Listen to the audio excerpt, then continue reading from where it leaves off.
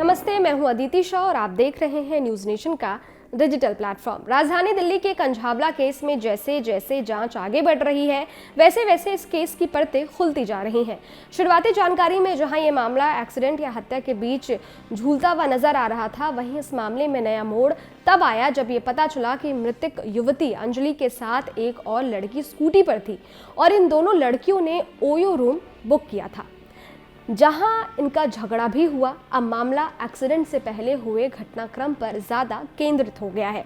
इस बीच कभी hotel manager के बयान ने सनसनी मचा दी है, तो कभी होटल में काम करने वाले कर्मचारियों के बयान ने। आपको बता दें कि 31 दिसंबर और 1 जनवरी की दरमियानी रात को एक स्कूटी को कार ने टक्कर मार दी और उस हादसे में स्कूटी सवार युवती की दर्दनाक मौत हो गई। अब मृतक युवती की दोस्त निधि का बयान भी मीडिया के सामने आ गया है। ये वही दोस्त है जो एक्सीडेंट के वक्त स्कूटी पर पीछे बैठी हुई थी। एक टीवी चैनल से बातचीत में निधि ने बताया है कि वो भी एक्सीडेंट की वजह से नीचे गिर गई थी, लेकिन मौका देखकर वो लड़की वहां से निकल गई और उसने अंजलि, यानी कि जो लड़की मरी है, उसकी कोई मदद नहीं की। अंजलि के दोस्त ने बताया कि आरोपी लड़कों ने जानबूझकर उनकी स्कूटी को टक्कर मारी थी। ये टक्कर सामने से हुई थी, जिसके बाद अंजलि गाड़ी के नीचे फंस गई थी।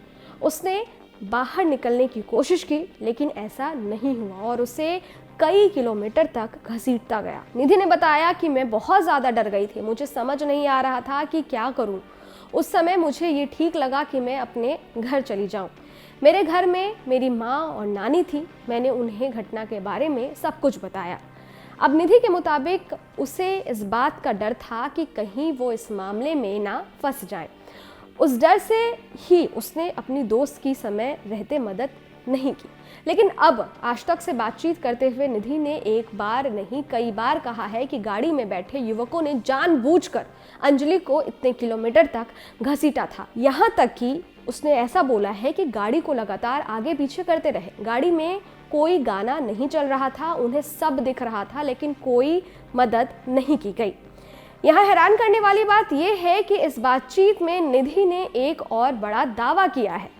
उसने बताया है कि जिस वक्त ये हादसा हुआ था, तब अंजलि ने काफी ज्यादा शराब पी रखी थी, वो ड्रंक थी, वो अपने होश में नहीं थी।